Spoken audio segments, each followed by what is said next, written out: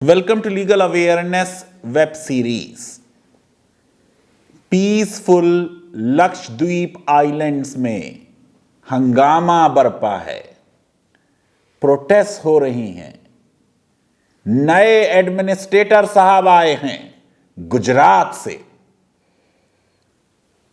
हमने एक इंटरव्यू वजाहत हबीबुल्ला का किया, जो आप देख सकते हैं, जो लक्षद्वीप के एडमिनिस्ट्रेटर रह चुके हैं, वहां के एडमिनिस्ट्रेशन से वाकिफ हैं। आज मुझे एपिसोड करना पड़ रहा है क्योंकि ऐसा लगता है कि देश में रूल ऑफ लॉ और सुप्रीम कोर्ट की महत्व खत्म हो रहा है। अभी पिछले हफ्ते सुप्रीम कोर्ट ने विनोद दुआ के मामले में अपना 1962 का केदारनाथ का जजमेंट कोट करते हुए कहा कि सेडिशन सिर्फ शब्दों से नहीं होता, जब तक उन शब्दों के नतीजे में वॉयलेंस ना हो, राजद्रोह नहीं होता। बलवंत सिंह का जजमेंट है सुप्रीम कोर्ट का। इंदिरा जी के असैसिनेशन के बाद नारे लगाए गए, राज करेगा खालसा, खालिस्तान जिंदाबाद। सुप्रीम कोर्ट ने कहा सिर्फ नारे लगाने से राजद्रोह नहीं होता। हमने पूरा वीडियो एक सेडिशन पर बनाया और सुप्रीम कोर्ट के जजमेंट पर, आप वो वीडियो देखिए। अब ये लक्षद्वीप की एक एक्ट्रेस है, डायरेक्टर है, एक्टिविस्ट है, आयशा सुल्ताना। उसने एक इंटरव्यू में मलयाली न्यूज चैनल पर, जो वहां के एडमिनिस्ट्रेटर हैं, दिसंबर 2020 में आए हैं और 6 महीने में लक्षद्वीप की काया पलट के आसार नजर आ रहे हैं। यह पहला पॉलिटिकल अपॉइंटमेंट है लक्षद्वीप की हिस्ट्री में। अब तक जितने एडमिनिस्ट्रेटर्स आए वो सब के सब ब्यूरोक्रेट थे, एडमिनिस्ट्रेशन से वाकिफ थे। पटेल साहब प्रधानमंत्री जी के मंत्रिमंडल में मंत्री रह चुके हैं। इनके बारे में आयशा सुल्ताना ने टीवी चैनल पर उनको कह दिया कि प्रफुल्ल के पटेल बायो वेपन हैं। नहीं कहना चाहिए। मर्यादा पोस्ट की भी, अपनी पोजीशन की भी रखनी चाहिए। बहुत सख्त जुमला बोला और नहीं बोलना चाहिए था, लेकिन क्लैरिफिकेशन में उन्होंने कहा, आयशा सुल्ताना ने, कि इनके आने से पहले, दिसंबर 2020 से पहले लक्षद्वीप में कोरोना का, कोविड का एक भी केस नहीं था, क्योंकि ट्रैवल रेस्ट्रिक्शन सख्त थी। इन्होंने रेस्ट्रिक्शंस हटा दी, 7000 केसेस हो गए, रोज तकरीबन अब 100 केस होने लगे। लक्षद्वीप की कल्चर, उनकी ट्रेडिशन, उनकी इकोनॉमी, उनके समाज को बदलने की कोशिश है। बायोलॉजिकल वेपन्स ही हर चीज डिस्ट्रॉय कर देते। सद्दाम हुसैन के विरुद्ध पूरे विश्व ने युद्ध लड़ा था, क्योंकि इल्जाम था कि बायोलॉजिकल वेपन्स हैं, केमिकल वेपन्स हैं उनके पास। बाद में टोनी ब्लेयर ने एक्सेप्ट किया कि उन्होंने झूठ बोला था, जो ब्रिटेन के प्रधानमंत्री थे। मैं समझता हूं कि एक एक्ट्रेस जिम्मेदार शहरी है और उसको इस तरीके के एडजेक्टिव एक एडमिनिस्ट्रेटर के लिए इस्तेमाल नहीं करना चाहिए था। मैं एक्ट्रेस आयशा सुल्ताना के इतने स्ट्रॉन्ग वर्ड से एग्री नहीं करता। पर क्या इसका मतलब यह है कि आयशा सुल्ताना ने राजद्रोह किया? अगर हम यह समझते हैं तो इसका मतलब हम सुप्रीम कोर्ट के विरुद्ध जा रहे हैं। देश का जो कानून है, सेक्शन 124A, उसका जो इंटरप्रिटेशन सुप्रीम कोर्ट ने किया अभी एक ही हफ्ते पहले, उसके हिसाब से सिर्फ बोल देने से कोई ऑफेंस सेडिशन का या राजद्रोह का नहीं होता। FIR जो फाइल कराई वो भी एक मुसलमान है, C अब्दुल कादिर हाजी, बीजेपी के प्रेसिडेंट हैं लक्षद्वीप के। मैं ये समझता हूं कि अब ये जरूरत हो गई इस कंट्रोवर्सी की वजह से कि मैं भी आपको बताऊं कि वजह क्या है कि लक्षद्वीप टर्मोइल में है। पीसफुल आइलैंड्स में प्रोटेस्ट हो रही हैं। 36 आइलैंड्स हैं, उनमें से सिर्फ 10 में लोग रहते हैं।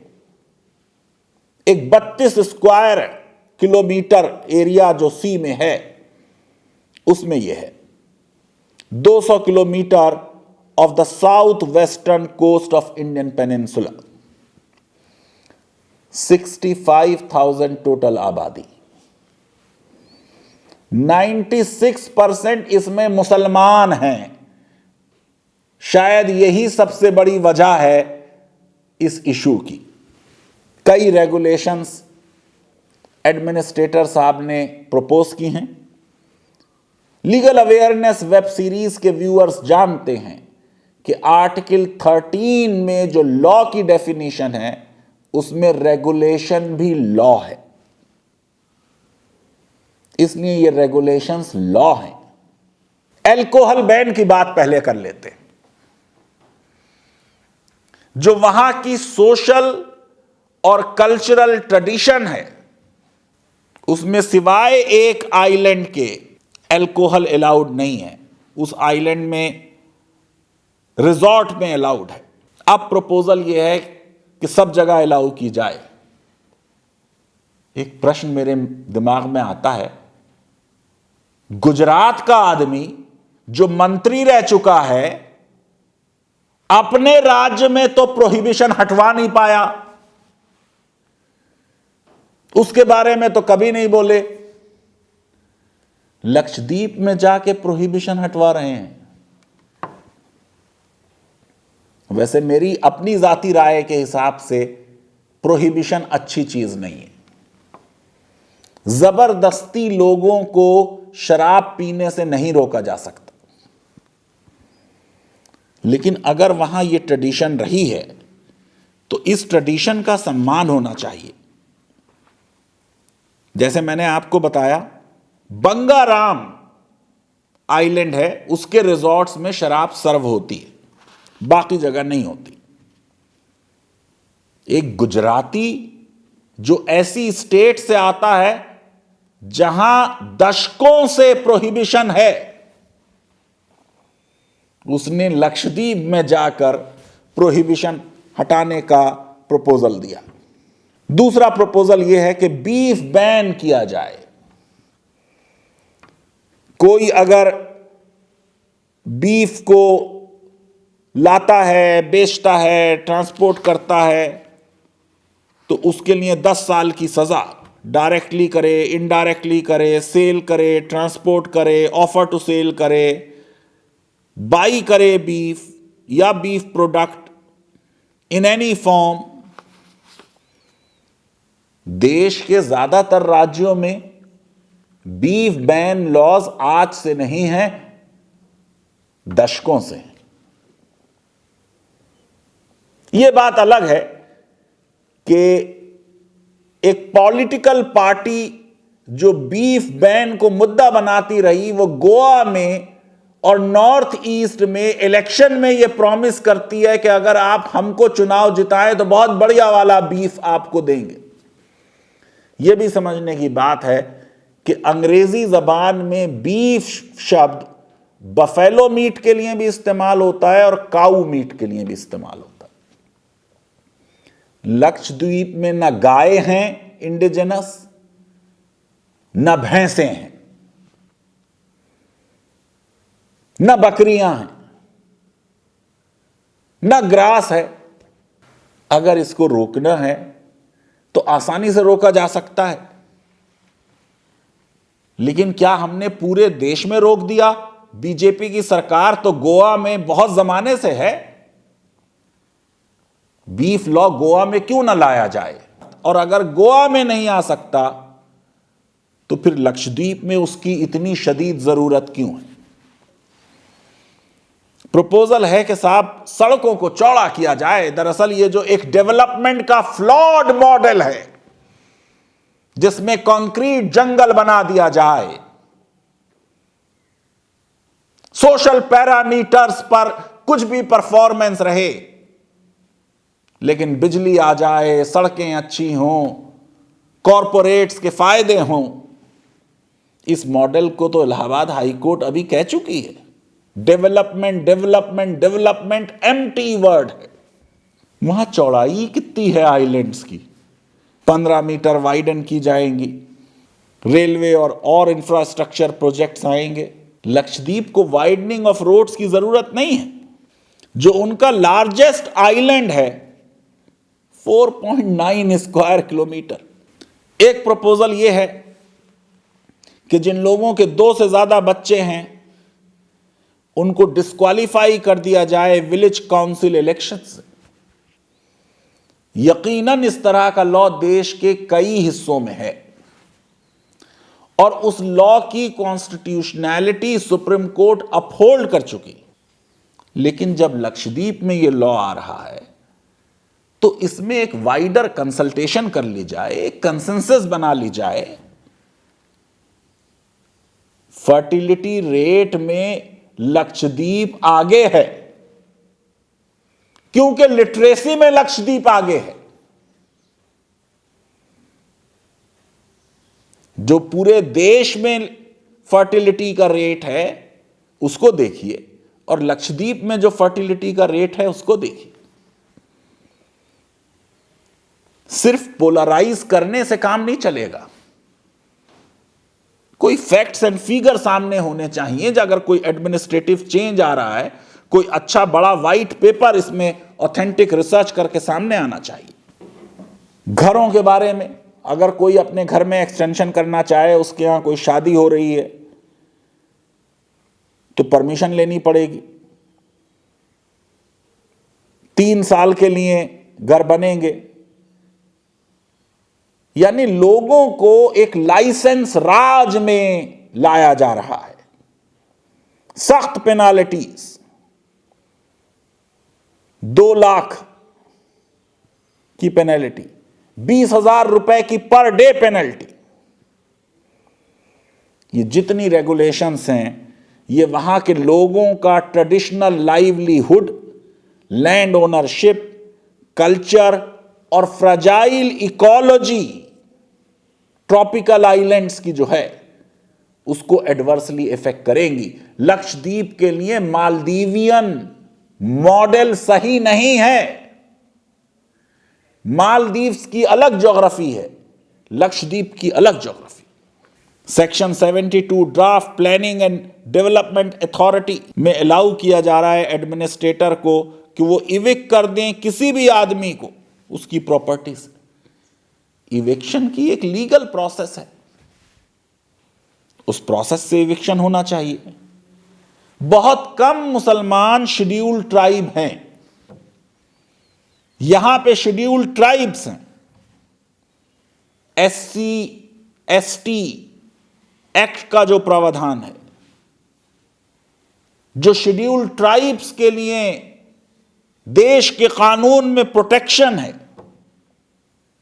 उसको डाइल्यूट नहीं होने देना चाहिए कि लोग अपनी जमीनों पर किराएदार बन जाएं।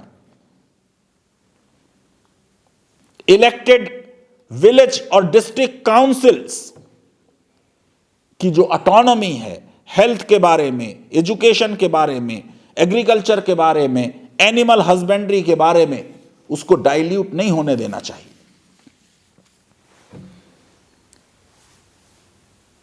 बहुत सख्त शब्द का इस्तेमाल किया लक्षद्वीप की इस एक्ट्रेस ने, लेकिन कहानी क्या है? 6 महीने में 500 कैजुअल और कॉन्ट्रैक्चुअल वर्कर्स जिन्हें डिफरेंट गवर्नमेंट जॉब्स में एम्प्लॉय किया हुआ था, उनको हटा दिया गया। Government run society for promotion of nature, tourism and sports ने 200 कॉन्ट्रैक्चुअल लोगों के जॉब फरवरी में खत्म कर दी।